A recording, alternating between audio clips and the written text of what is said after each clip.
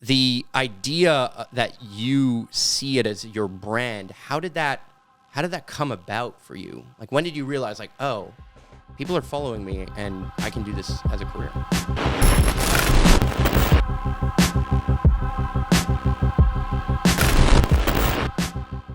I guess it started to be my brand when I got to know myself more and connect with, like, okay, what do I value? How do I want to live? And whatever aligns with that, pretty much. So, like, being outdoors more. Because I find there's different pillars. So wellness is one of them. Like, everything I find is connected. Okay. You know, the more you do self-love, self-care, the more you can, like, project that outwards. Totally. And so it does help the environment, you know? And then, like, the more you're outdoors, the more you pay attention to nature, the more you're living minimally. If you're camping, you're living with nothing. You have no electricity. You have... So getting used to these things, it shifts your mind in a way where you want to care more. And I guess that's how it became my brand, because I was like, okay, well, if it's working for me and shifting my perspective, then there's power here. And well, yeah, I feel when I see your brand, and I think you nail it correctly, the eco and wild, the mix between your conscious of being mindful of your footprint, mindful of the fact that you have an amazing opportunity to go and visit some amazing places all around the globe. And then at the exact same time that you are recognizing inside of you, this is my perspective of what you're putting out there, that there's some calling to the wild nature of nature, right? Like, it's like literally your experience of the animals, the moon, the lakes, the beautiful, snowy mountaintop or whatever it is. It feels like you're actually capturing a good amount of that essence in your content. And then your take or your character within your brand is only a part of that. Because I feel like part of your brand is actually just capturing the beautiful, wild, eco side of things. And then there's, like, your personal experience, your personal wellness within that. That's how I perceive what you're doing. I think you nailed it. Yeah. Like, the experience, and that's the storytelling. That's where the storytelling comes. Like, there's the photo, but it's all about the build up to that photo. That's the fun part. Like, when people want to Photoshop the moon or the stars, I'm like, no, you can't do that, like, and you start to appreciate everything. You can't always have a sunny day. And then you just work with the elements and you realize, like, on my last trip last week, it rained the entire time. But being out, like, usually if I was home, I would say, okay, I'll stay inside. I'm not going to go outside. But because I was canoe camping and then I was in a chalet for the last part of the week, we had nothing else to do. We were by the lake. We're like, okay, well, we're going to go diving anyways. Yeah. So we would go outside, like, a little bit of rain, it doesn't matter. And on my canoe camping trip, there was a point where it started raining. Like, you could see the wall of rain coming in. And then as soon as the rain hit us, the sun came out. And, like, the droplets of water in the forest and the light rays was just magic. It's just stuff where sometimes we're like, oh no, I'm not going to go outside. But then you do. And you would have missed all that magic. So it's just appreciating those things. And that's, like, my favorite part. And then you're capturing this moment just because you're outdoors. You can't fake that. People love to say that I think a lot of people overvalue the gear when it comes to making content, right? Yeah. For me, I know that was something I felt a lot, was like, oh, yeah, well, my videos aren't as good as Sam Colder's because I don't have the 1DX Mark whatever one or whatever it is, or I don't have this thing, or I don't have that. I don't have that gimbal, or I don't have that FPV drone or whatever it is, right? And part of that maybe is steeped in some reality. Obviously, the more gear you have or the better quality gear, the more impactful it can sometimes be to the overall story that you're telling. But gear is far outweighed by telling really great stories and being in the right moment and seeing the beauty and being able to capture that beauty, not only with the click of whatever camera you have, but also within your own vibe. And, like, it sounds crazy, but I believe this more and more now. two people could take the exact same picture at the exact same time of the exact same location. Yes. But the one person who felt it, like really just like, I don't know, there's something about like the feeling that gets encoded into this digital file that ends up on an SD card or whatever, or compact flash, is going to go more viral or is just going to do better than the other person who was like trying to do it for Instagram or just trying to, you know, I don't know, do something as a means to an end, if that makes sense. Yeah, that's where the passion comes in, for sure. But also, it's a beautiful thing when there's two photographers taking a picture of the same moment, and they're both Totally captured beautifully, but different as well. Yeah, totally. I love that. I love how, like, it's photography. It's something that you do alone, technically. Like, you click the button by yourself, but you need people. Like, you need other photographers to bounce ideas with, and you need models, and you need subjects. Like, it's like this ecosystem. Yeah. Well, you also need motivation sometimes, right? Like maybe one of those rainy days last week or whatever it was, you're like, no, like maybe we should just stay inside. And then one of your almost canceled that trip.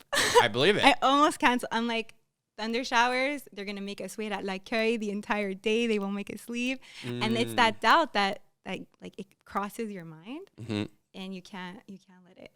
Yeah. So you decided, fuck it, I'm going. We were in the rain canoeing for 11 kilometers, headwinds. Yeah, it was hilarious. Like, it was warm outside, so it was a little bit more enjoyable. It was actually fantastic. Like, whatever I thought in my mind, all the doubt was so wrong. Like, we stopped in the middle, like, with the rain. We're like, oh my God, this is amazing.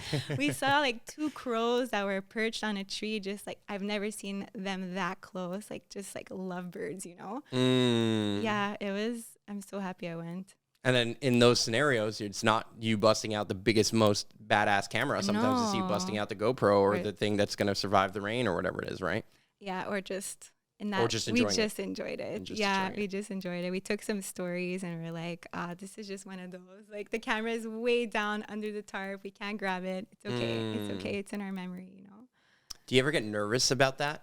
Like, because were you out there doing like a professional shoot or a shoot for a brand or for a chalet or for something like that? Yes and no. Okay. Like, there was one brand we had to shoot for, and then the rest. I mean, I feel like every trip is like a location scout, story scout. So it's always technically work, but it was mostly pleasure. Okay. But no, we weren't stressed. Sometimes you get haunted by not taking the shot, right? Yes. I mean, you feel that. I fully understand that feeling. Do you have a moment that you could remember that you're like, I wish I took that shot? Oh, like, yeah, absolutely. I mean, I have like whole trips that I was like, I can't believe I didn't bring a camera. Or there's certain moments where I'm like, I just, you know, I get lost in doing certain things and then not being able to do other things. Like that, I think that's the challenge that I end up experiencing is some level of, I can lead a group and I can get a bunch of things going, but then I'm also not capable of like being behind the scenes or being a little quieter and then kind of waiting for the right moment and having a camera in my hands. Yeah. And then, so sometimes what I'm doing is I'm hiring somebody else to do photos, but then all of a sudden they're not capturing the same essence that I'm looking for or feeling. And that's really difficult. Like, it's really difficult to meet creators that you feel like, okay, they kind of get the vibe that I'm looking for. You know what I mean? And sometimes they nail it. Like, I've worked with tons of amazing creators that just fully nail it. Kyler behind the scenes here nails these podcasts all the time, I find. So it's when you find that person, you're like, yes, I want to be your best friend and I want to hang out with you and go on whatever trip or whatever thing. It's so rare, but yes. Yeah. And I think the other plight that I have is so many people want me to kind of direct their brand or manage some of their stuff. That I don't feel like I have enough time to ever really just go on a random trip where I'm canoeing off grid for 7 days. That's another thing I'll say. I feel like I need to block it off. I know. I feel, but I think I'm at like this point where, you know, you came and visited the farm, where there's certain moments of my reality where there's so much dependent on me that when I go and block that off, a lot of things start to kind of falter. And, you know, I have to do a better job of empowering other people and putting more power in their hands, or, you know, but there's certain things that just require me. Like, that's just the truth of it. That makes sense. And so I think there's certain moments where I have too much guilt. If like literally last weekend, No, not this weekend that just passed. The weekend before I went to a cottage with a bunch of friends. We had a great time. You know, we did recreational drugs, allegedly. And just have to look into the camera for that one.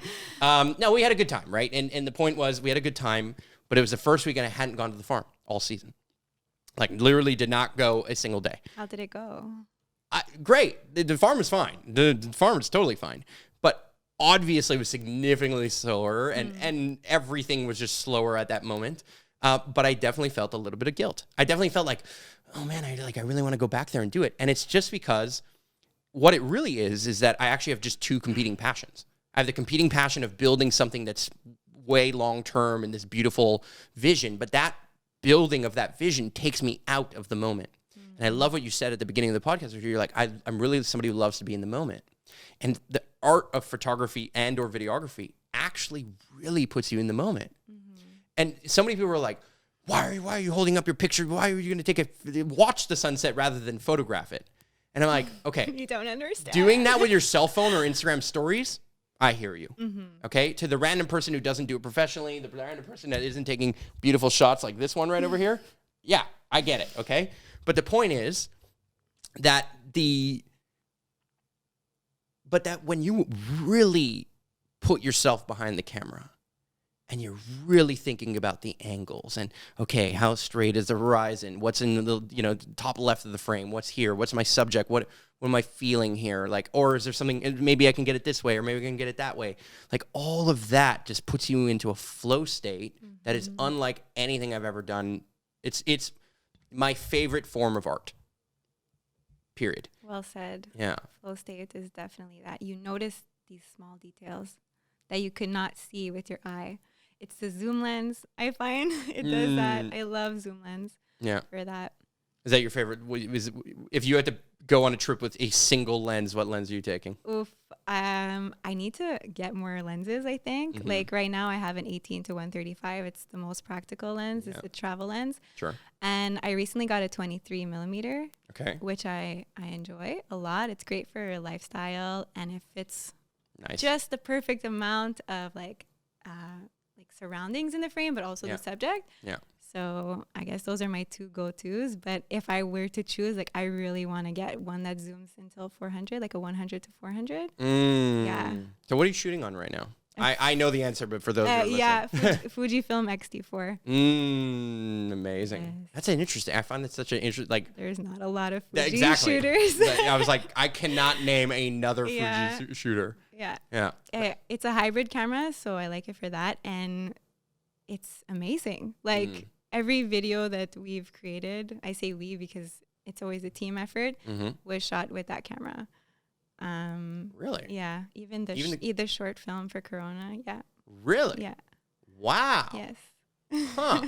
I would have thought it was sort of shot on like a Sony or something like that.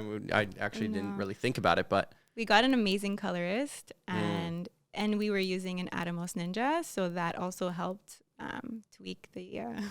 I don't want to butcher this. I'm not like the technical video person, yeah. But yeah, so that helped a lot. And you wrote the script and obviously did the voiceover and stuff, but you wrote the script for that? So we were 3 people doing the voiceovers, and I came up with the concept and led the script, but it was really a team effort because it was supposed to be about our experience. So I really wanted everybody to feel like what they were feeling. Like, I'm like, write about what you were feeling when you were on the ice. Because there was somebody who was skating, and there was another girl, Jenna, who was with the wildlife and the animals, and then I was diving. So I thought it would just be more authentic if we would like pull that out of ourselves rather than me writing for everyone, you know? Yeah. So you wrote your own parts. We all wrote our own parts. Then with the intro and the outro. And I think it came together nicely. It was a challenge because we're like, how are we going to make 3 different stories feel like one cohesive piece that are very different, you know? So the idea was like forms of water. So we had ice, snow, and water, and like liquid water. I mean, these are things that no one will ever understand or get probably while watching it, but it was important to us, you know? Well, I think the person who's really paying attention starts to see these little finer details. I think so. Cool. Like, put it this way. When you see a photo that I post, you see it from a different lens than the average person who's watching on Instagram, without a doubt. Absolutely. Like, I wonder if anyone picked up on that, right? Absolutely. So there was the forms of water that meant to connect us, and as well as the wildlife. Like, there's a moment where I'm not actually swimming with the whale, but we made it look like that in editing because in Canada it's illegal to swim with whales. But so I share a breath with the whale, and like Jenna is like face to face with this moose, which, by the way, the craziest adventures to get these shots. Like, just that on its own was amazing. And for the skater, no, there was no wildlife in his story, actually. But what I find super interesting about that is like the amount of time that it would have taken you to make that video and like to go and get those shots and like think about it and do all those things. Like, that's not an easy production. No. And to be honest, it took way longer than we thought because we had to film it in November. And do you know what November looks like? They're gray and shitty. Yeah. Gray and shitty. I live here. I'm aware. Yeah. I tend to leave. Yeah. You know those backpack trips where you go to Thailand or wherever it is, South Africa? You weren't even here. It's true. No, this November I was here, unfortunately, but I ended up going, I went to Mexico for 9 weeks, but it's, every once in a while I get the November. My season ends November October comes 31st. Around, you're like, okay, it's time. I party hard on Halloween, and then the next day I'm like, yep, it's time for me to go. Yeah, exactly. So we had to film a winter wonderland in November, and we were literally chasing snow. Like, I have never needed to chase snow in my life. So we went all the way to Gaspésie in the mountains, and it was snowing there. Like, beautiful, beautiful snow, 5 degrees, really not that cold. Yeah. So we pretty much stayed there, and then we didn't have enough shots, to be honest, because like in one location we couldn't do everything. Yeah. So we had to go back out there and shoot. Wow. So like we left for 2 whole weeks and it wasn't enough because of the weather. We went back. So we came back all the way from Gaspésie, and then we went back out to shoot. We found new locations. We had to redo a few things because they're like, "Where is the sun?" I'm like, "There's LUTs. We can put LUTs." So that was a huge challenge, like for the weather. So literally, Corona was giving you feedback. Their creative department is like, well, wait a second. They're like, where's Corona? Corona needs some sun. Yeah. Yeah. Yeah, wow. That's their brand, right? So we're like, literally, yeah. Yes. They're like, we need the water to look blue, which it will never look blue if there's no sun. Yeah. And they're like, we need sun. So we had to go back, and that's fine. Like, we wanted it to be the best piece that we created, so we were like more than okay to go back out there. And it's kind of a portfolio piece for other bigger brand deals and stuff as well. Yes. Yeah. But also the first draft, I wish you could see it. The first draft to the last draft is not even the same storyline.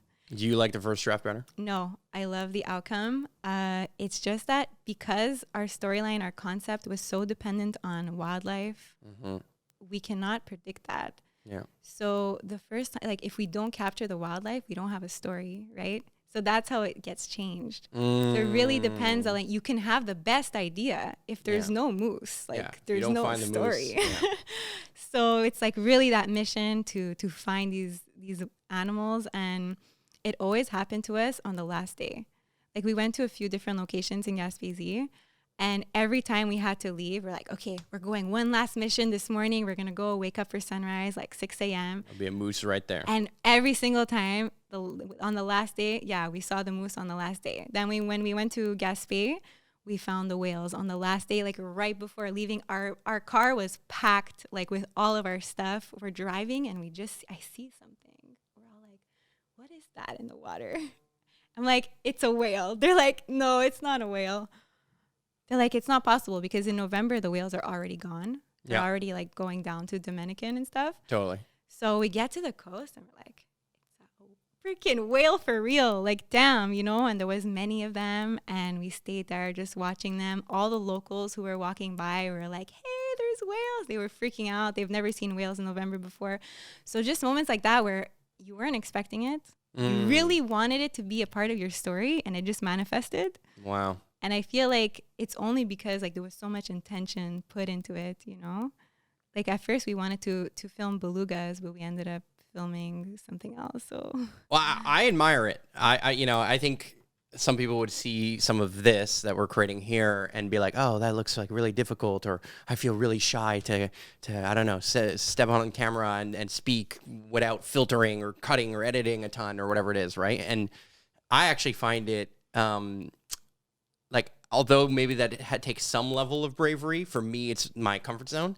So I find what you do and what you going out there and like saying like, hey, I'm going to go out on this shoot. We're going to shoot this video, and I have this concept, but I have no idea whether I'm going to see the moose or see the whale or do the thing, or I don't really know how the weather's going to go, or I'm going to climb to the top of the mountain, get there for sunrise, and hope that the clouds aren't in the way. Exactly. Like that kind of thing.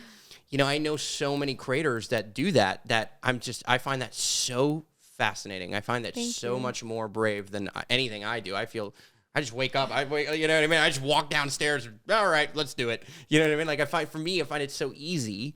I think what you're doing is significantly more difficult and significantly more artistic, significantly more challenging, and more inspiring. My personal take. Well, I think what you're doing is more difficult for me. That's in fair. any case. So everyone has their thing, and I think what you're doing is inspiring too.